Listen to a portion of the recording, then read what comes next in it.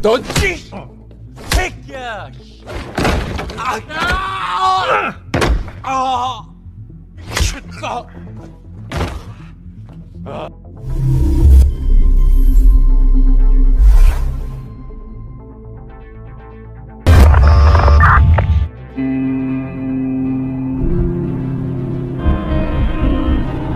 Pada suatu malam, seorang pria misterius terlihat sedang membuntuti mobil seorang bapak tua. Si pria misterius ini dengan sengaja menabrakkan mobilnya ke mobil si bapak tua. Si bapak tua yang mobilnya ditabrak lantas keluar sembari marah-marah.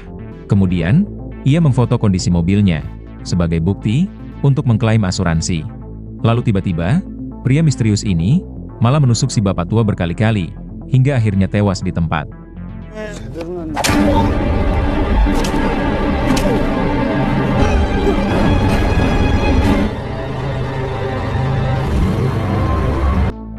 Di keesokan harinya, seorang detektif polisi bernama Joe menganalisa TKP pembunuhan si bapak tua. Di TKP tersebut, Joe menemukan sejumlah bukti yang bisa mengarahkan polisi menemukan identitas si pelaku. 금방 나올 5시 사이. 사소인 분량이에요. 중국. 기도 하고. Sejumlah bukti tersebut lantas Joe ajukan kepada atasannya pada meeting yang sedang berlangsung. Dari analisa yang Joe lakukan sejauh ini, ia menduga kalau pelaku yang membunuh si bapak tua adalah seorang psikopat. Psikopat tersebut menghabisi targetnya secara acak tanpa ada motif yang jelas. Rupanya sebelum ini, sudah ada 3 orang korban yang tewas dengan cara yang sama. Mobil para korban ditabrak, kemudian korban ditusuk berkali-kali, hingga akhirnya tewas di tempat. Sampai saat ini, pelaku masih menjadi misteri. Joe menduga kuat, pelakunya adalah orang yang sama. 있습니까? 이제 어디서 일대를 돌면서 일하고 자빠졌네. Akan tetapi, Joe malah dianggap mengada-ngada, dan dibilang tidak becus dalam bekerja. Bahkan, Joe malah dituding, sengaja cari muka di depan atasan, agar bisa cepat naik jabatan. 하고 싶어서 승진. Jelas hal tersebut, membuat Joe semakin kesal. Joe yang sudah bersusah payah mengumpulkan bukti, malah dianggap mengada-ngada, dan hanya cari muka saja. 지나가세요. 네, 지나가세요. 비킵니다. 깡피새끼가 허락받고 오니까. 나한테 뭐 약을. Pada adegan lain, seorang bos gangster bernama Ramon sedang melakukan pertemuan dengan seorang bos gangster lainnya yang diketahui bernama David. Maksud dari pertemuan ini adalah untuk membahas pembagian wilayah kekuasaan serta pembagian aset dari sejumlah bisnis ilegal di pusat kota secara damai dan adil. Dalam proses negosiasi, David malah menuntut jatah yang lebih besar dari Ramon. David beralasan, dirinya adalah bos gangster senior yang sudah lama malang melintang dalam dunia kriminal bawah tanah Korea. Sehingga sudah selayaknya, David mendapatkan bagian yang lebih besar dari Ramon. Tangan kanan Ramon tampak tidak terima akan pembagian hasil tersebut yang ia rasa berat sebelah. Si tangan kanan merasa, David sudah bersikap kurang ajar dan meremehkan bosnya. Ia sangat kesal dan bahkan berniat ingin memukul David. Tapi si tangan kanan langsung ditenangkan oleh Ramon dengan memakai cara ini.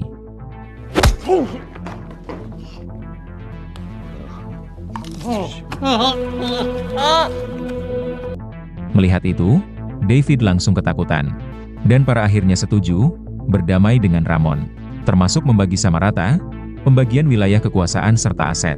Selesai pertemuan itu, Ramon pulang seorang diri. Di tengah perjalanan, Ramon diikuti oleh si pria misterius. Rupanya si pria misterius ingin menjadikan Ramon sebagai target mangsa berikutnya.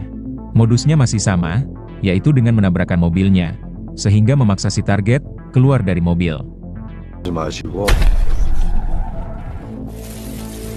Tanpa disangka, Ramon sama sekali tidak marah, mobilnya ditabrak oleh si pria misterius. Ramon memaafkannya, dan meminta agar si pria misterius lebih hati-hati dalam berkendara, terutama dalam kondisi cuaca buruk seperti ini. Di saat Ramon ingin masuk ke dalam mobil, si pria misterius malah langsung menyerangnya.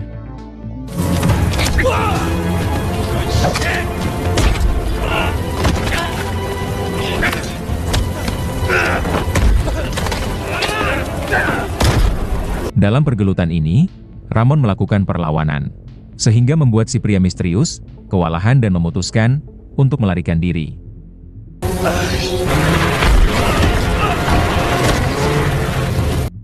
Dalam kondisi sekarat, Ramon dilarikan ke rumah sakit. Dengan segera, para petugas medis menanganinya. Meskipun belum sadarkan diri, tetapi Ramon sudah berhasil melewati masa kritisnya. Para anak buah Ramon langsung menyerang markas David, karena mereka mengira bos mereka yaitu Ramon diserang oleh orang suruhan David.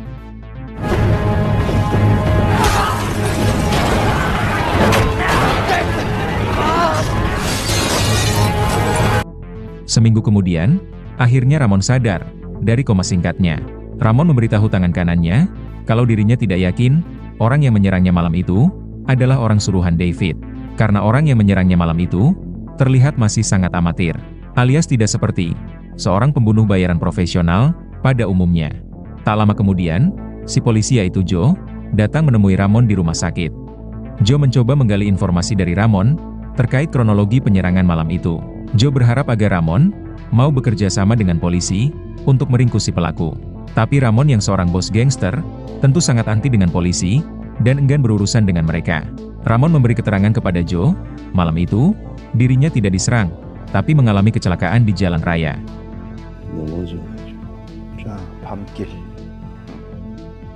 Joe tak percaya dengan semua pengakuan dari Ramon. Joe sangat yakin Joe diserang oleh pelaku yang sama, yaitu si pria misterius alias pria psikopat. Kemudian, Joe memeriksa belakang mobil Ramon yang terdapat bekas tabrakan. Dengan adanya bukti tersebut, tentu kecurigaan Joe semakin menguat. Sekarang tinggal bagaimana caranya Joe mengungkap identitas pelaku, si pria misterius psikopat tersebut.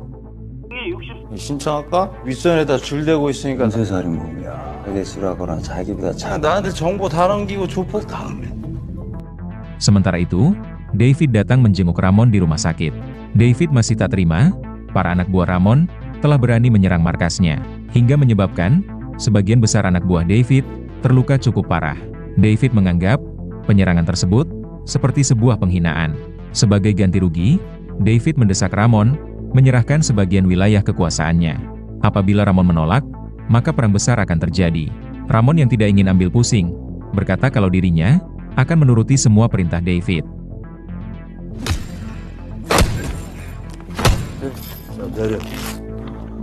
Akibat penyerangan malam itu, reputasi Ramon seketika menjadi hancur.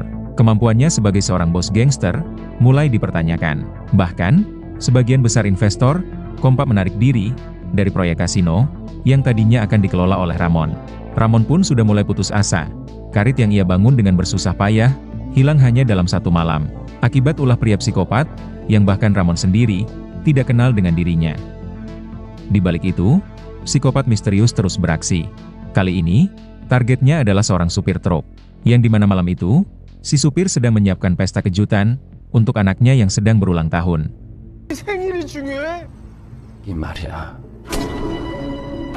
Bukan hanya menghabisi supir itu, tapi ia juga mencuri truk miliknya. Sementara itu, Ramon menyewa jasa seorang pelukis untuk mensketsa wajah pelaku yang menyerangnya malam itu. Rupanya Ramon ingin balas dendam, menghabisi psikopat misterius tersebut dengan tangannya sendiri. Orang yang telah membuatnya sekarat di rumah sakit, serta mencoreng reputasinya sebagai seorang bos gangster yang dulunya disegani. Berpindah ke pria misterius yang sedang membawa truk si target. Tanpa ia sadari, di dalam truk tersebut ada teman si supir yang baru saja sadar dari mabuk beratnya semalam. Tapi pada akhirnya, si pria misterius berhasil menghabisi teman si supir.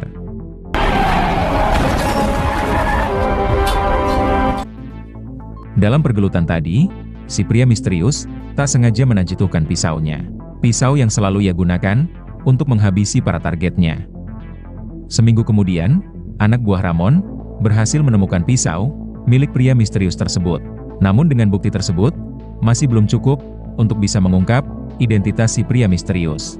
Sampai pada akhirnya, Ramon pun bersedia bekerja sama dengan Joe untuk meringkus si pelaku.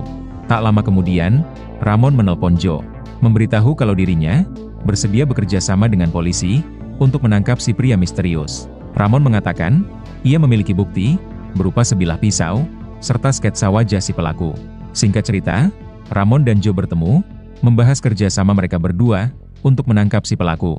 Sebelum kerjasama dimulai, Ramon mengajukan sebuah syarat terlebih dahulu yang harus disetujui oleh Joe. Apabila Ramon, yang lebih dulu menangkap si pelaku, maka Ramon akan menghabisinya, dan Joe tidak boleh menghalanginya. Sebaliknya, apabila Joe, yang lebih dulu menangkap si pelaku, sesuai aturan hukum, Joe akan memasukkannya ke dalam penjara. Tanpa ragu sedikit pun, Joe menyetujui kesepakatan tersebut.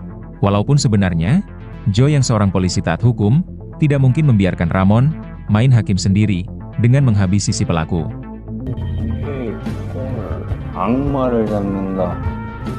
너 담보는 있어야겠어. Sejak hari itu, kerjasama pasukan polisi dan kelompok gangster pun dimulai. Sejumlah petugas polisi bawahan Joe, serta para anggota gangster anak buah Ramon, saling bahu-membahu, mengumpulkan sejumlah bukti yang ada. Mulai dari mobil, sketsa wajah, hingga pisau milik pelaku. Sejumlah ahli forensik juga ikut dilibatkan dalam penyelidikan ini.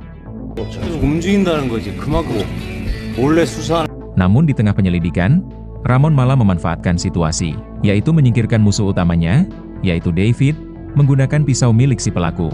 Dengan bukti pisau tersebut, maka si pria misteriuslah yang akan dijadikan kambing hitam, yang akan dituduh sebagai pelaku yang menghabisi David.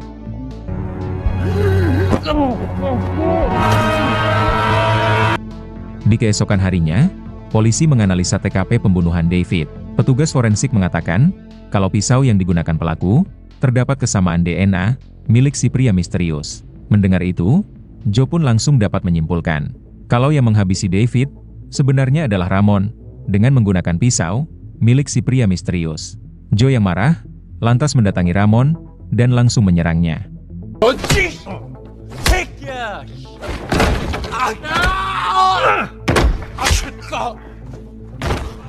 Tapi Ramon yang bertubuh tegap, dengan mudah menumbangkan Joe.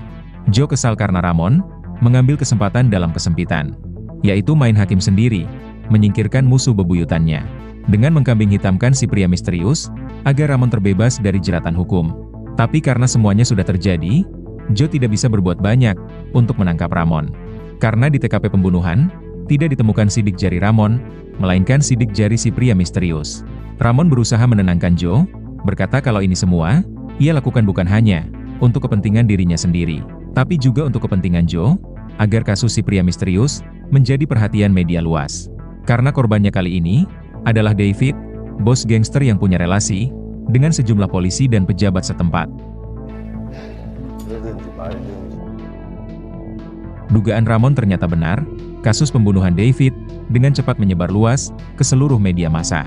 Kasus pria misterius psikopat akhirnya ditanggapi dengan serius oleh kepolisian pusat. Satuan khusus langsung dibentuk untuk meringkus si pelaku tersebut. Tapi sialnya, Joe dan pasukan polisi lainnya yang tergabung dalam tim unit 1 malah tidak dilibatkan dalam misi meringkus si pelaku. Padahal selama ini, Joe dan pasukannya lah yang lebih dulu mengangkat kasus ini ke permukaan. Tentu keputusan mutlak dari kepolisian pusat ini membuat Joe dan rekan-rekannya sangat kesal dan kecewa. Berpindah ke Ramon yang sedang melayat makam David. Tanpa rasa bersalah, Ramon mengucapkan belasungkawa kepada rekan sesama bos gangsternya.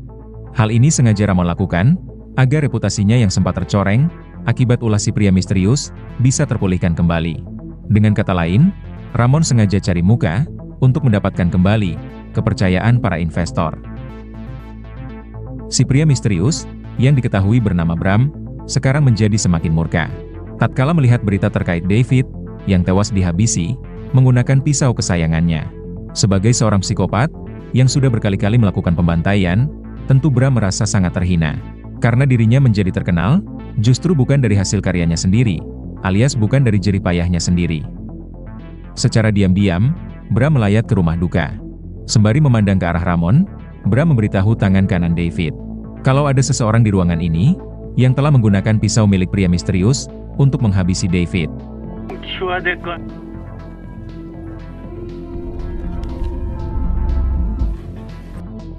Meskipun dirinya tidak lagi dilibatkan dalam misi meringkus si pria misterius, Joe tetap ngotot ingin mengusut kasus ini secara diam-diam dengan tetap dibantu oleh Ramon.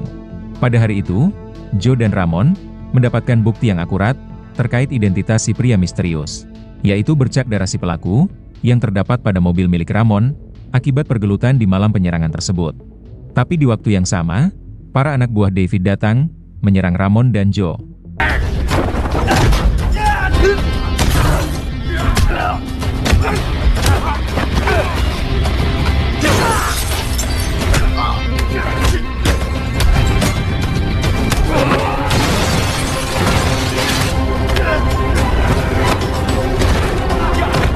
Dengan bersusah payah, pada akhirnya, Joe dan Ramon berhasil menghabisi mereka semua. Tak ingin kejadian ini menjadi konsumsi berita nasional yang bisa menutupi berita kasus pria misterius.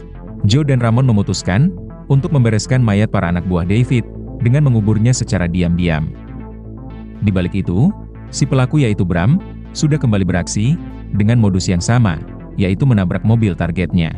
Kemudian, mencuri kendaraan si target yang baru selesai ia habisi. Di dalam mobil, ponsel si target dihubungi oleh istrinya. Kesempatan itu malah dimanfaatkan oleh Bram untuk mendapatkan uang. Di keesokan harinya, Joe dimarahi oleh atasannya. Karena secara diam-diam, Joe masih ikut campur dalam misi meringkus pria misterius. Si atasan lantas menugaskan Joe untuk mengurus kasus penculikan saja yang kebetulan baru masuk hari ini. Dengan setengah hati, Joe menuruti perintah atasannya, yaitu mengusut kasus penculikan tersebut. Ternyata yang melapor adalah istri korban yang dihabisi oleh Bram tadi malam. Si istri memberitahu Joe kalau si penculik meminta uang tebusan dan diantar ke sebuah tempat tanpa melibatkan polisi. Setelah itu, barulah suaminya akan dibebaskan dengan selamat. Si istri belum sadar kalau suaminya telah dihabisi. Di saat yang sama, Joe juga masih belum sadar kalau si penculik yang meminta uang tebusan adalah pelaku yang sedang Joe incar, yaitu Bram si pria misterius. Joe lantas mengatur strategi untuk menangkap si penculik. Dari atap sebuah gedung, Joe memantau istri si target mengantar uang tebusan tersebut. Sialnya, Bram yang menunggu di dalam sebuah warung curiga ada keterlibatan polisi dalam pengantaran uang tebusan ini. Pasalnya istri si korban terus menatap ke arah atap gedung dengan raut wajah panik dan ketakutan. Bram langsung bergegas kabur, lalu dikejar oleh Joe.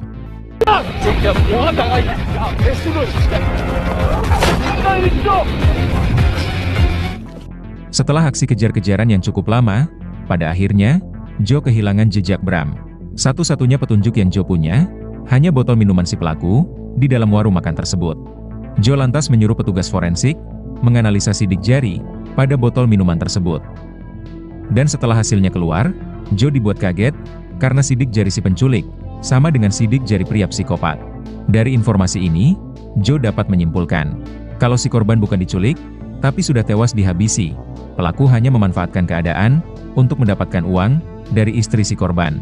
Tapi dari kasus penculikan palsu yang sedang Joe tangani ini, Joe bisa dengan leluasa bergerak untuk meringkus si pelaku, alias si pria misterius, yaitu Bram, tanpa dicurigai oleh atasannya, karena atasan Joe sendirilah yang secara langsung menugaskan Joe untuk mengusut kasus penculikan ini.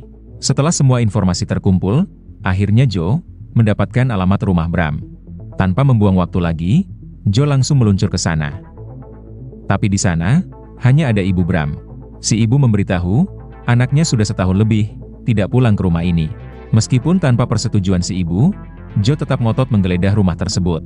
Sampai pada akhirnya, Joe menemukan sebuah foto. Foto tersebut sama dengan foto sketsa wajah pelaku yang sedang Joe incar.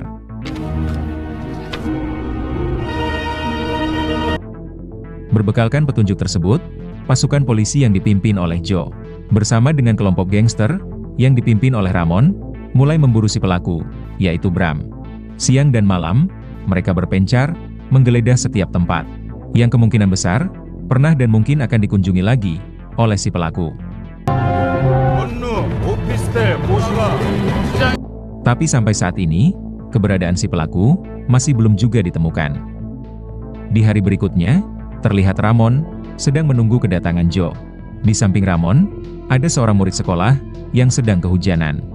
Merasa tidak tega, Ramon lantas memberikan payungnya kepada si murid itu. Di saat yang sama, Joe sampai. Joe lantas memarahi si murid karena dengan sembarangan menerima pemberian dari orang asing. Joe mengatakan, bisa saja orang yang menolongnya ini adalah seorang bos gangster jahat yang ingin menculik si murid. Akan tetapi, si murid malah balik marah kepada Joe. Si murid mengatakan, zaman sekarang, kebanyakan gangster lebih baik hati daripada polisi.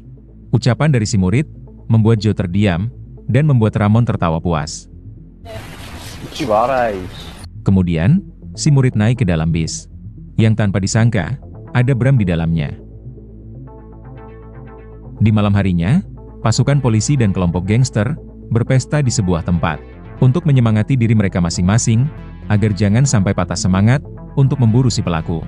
Di tengah asik minum-minum, muncul sebuah berita di televisi terkait sebuah kasus pembunuhan yang baru terjadi tadi siang, yang dimana korbannya adalah murid sekolah yang Ramon dan Joe temui tadi siang. Hal itu diketahui dari payung milik Ramon yang tertinggal di TKP. Saat itu juga, mereka semua bergegas menggeledah sekitaran kawasan TKP pembunuhan tersebut. Setelah menggeledah cukup lama, pada akhirnya, mereka menemukan penginapan si pelaku, yaitu Bram.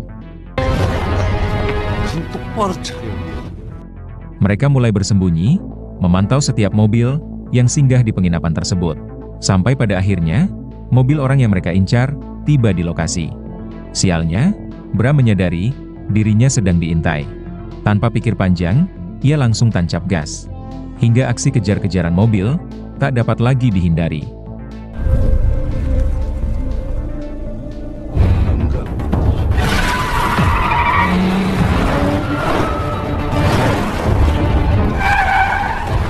Pada akhirnya, mobil Bram berhasil dicegat oleh Ramon dan tangan kanannya.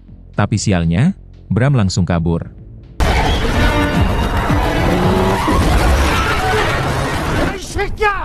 Kemudian, Ramon dan tangan kanannya langsung berpencar untuk memburu Bram. Lalu tiba-tiba, si tangan kanan malah diserang oleh Bram. Ramon lantas menghampiri si tangan kanan yang sudah sekarat di tempat. Sebelum tewas, si tangan kanan sempat memberitahu Ramon ke arah mana Bram berlari. Dengan mengikuti darah dari pisau yang berceceran di tanah, Ramon berusaha mengejar Bram sampai ke sebuah tempat karaoke. Setiap ruangan, Ramon periksa dengan teliti untuk menemukan Bram. Sampai di sebuah ruangan, Ramon akhirnya menemukan si pelaku. Tanpa basa-basi, inilah yang Ramon perbuat.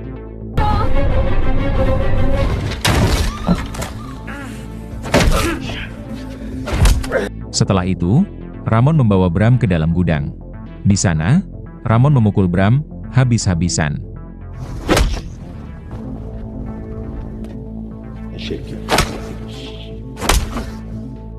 Tapi bukannya takut, Bram malah tertawa senang.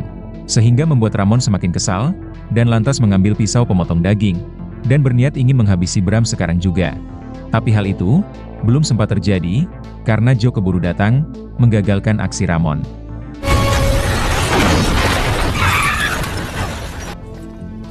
Sebagai seorang polisi yang taat hukum, Joe tidak akan membiarkan Ramon main hakim sendiri, menghabisi sang pelaku. Saat itu juga, Joe membawa Bram ke kantor polisi. Setibanya di sana, semua petugas polisi tercengang. Melihat Joe, yang baru saja berhasil meringkus tersangka paling diincar. Padahal Joe sendiri sudah tidak lagi dilibatkan dalam misi memburu si pelaku. Penangkapan si pelaku dengan cepat menyebar luas dan menjadi topik berita teratas. Tapi sialnya, Joe tidak bisa membuktikan kalau Bram adalah pelakunya. Karena semua bukti yang Joe kumpulkan selama ini tidak jelas didapatkan dari mana. Bahkan, salah satu bukti penting, yaitu berupa pisau, yang sudah ditemukan oleh Joe, malah digunakan oleh pelaku yang tak diketahui untuk menghabisi seorang bos gangster, yaitu David. Belum lagi kerjasama antara Joe dan juga bos gangster, yaitu Ramon, juga sudah menyalahi aturan kepolisian atau undang-undang hukum yang berlaku. Apabila semua itu ditelusuri satu persatu, kejadian saat Joe menghabisi para anak buah David dan mengubur mereka ke sebuah tempat, sudah pasti juga akan ikut terbongkar. Jika semua itu sampai terbongkar, maka tamatlah riwayat karir kepolisian Joe.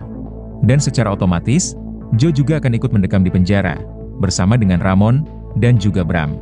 Bram yang berada di atas angin, dengan songongnya mengejek Joe sebagai polisi yang payah, sehingga membuat Joe semakin emosi, lalu inilah yang ia perbuat.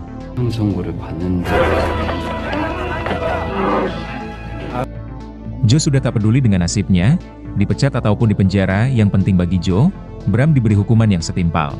Joe tetap mengajukan bukti-bukti dan saksi yang sudah ia kumpulkan selama ini untuk membawa kasus Bram ke pengadilan.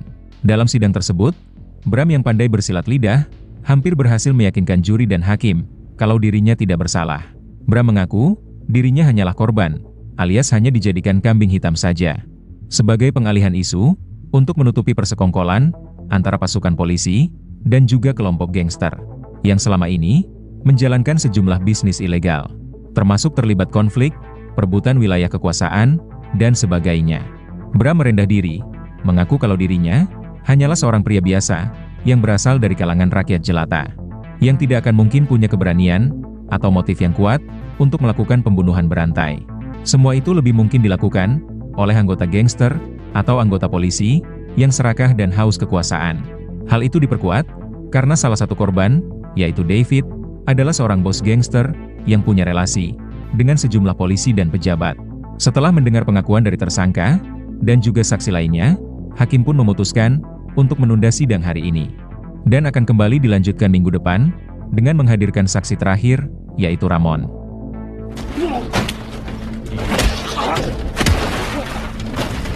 Kemudian, Joe menemui Ramon, meminta maaf karena waktu itu, ia menghalangi Ramon, untuk menghabisi Bram.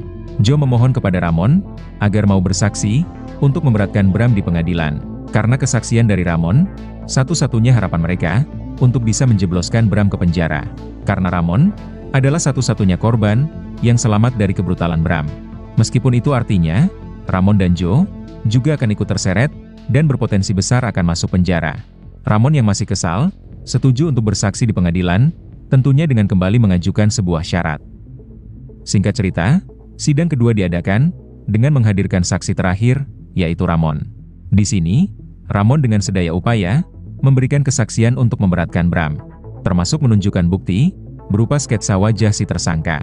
Tidak cukup sampai di situ, Bram sampai harus membuka bajunya, di dalam pengadilan tersebut, untuk menunjukkan bekas luka, akibat diserang oleh Bram malam itu. Ramon bisa selamat, karena sempat bergelut dengan Bram. Bahkan dalam pergelutan tersebut, Ramon sempat melukai dada Bram. Dan setelah diperiksa, ternyata memang benar, ada bekas luka di dada si tersangka. Dengan semua bukti yang ada, serta kesaksian dari para saksi, terutama kesaksian dari Ramon, pada akhirnya, pengadilan memutuskan, Bram dinyatakan bersalah.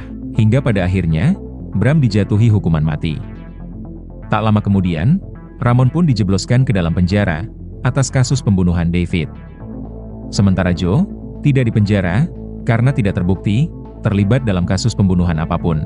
Yang Joe lakukan, murni hanya untuk membela diri, dari serangan para anak buah David. Kendati demikian, Joe dan para polisi lainnya, tetap diberikan sanksi berat, karena bersekongkol dengan kelompok gangster, untuk mengusut sebuah kasus besar, yang dapat mengancam keselamatan warga sipil. Ternyata kesepakatan yang Ramon buat dengan Joe, sebelum setuju untuk bersaksi, adalah dimasukkan ke dalam penjara, yang sama di mana Bram mendekam. Karena di sana, Ramon akan memastikan, setiap hari hidup Bram, akan seperti berada di neraka. Kemudian, film pun selesai.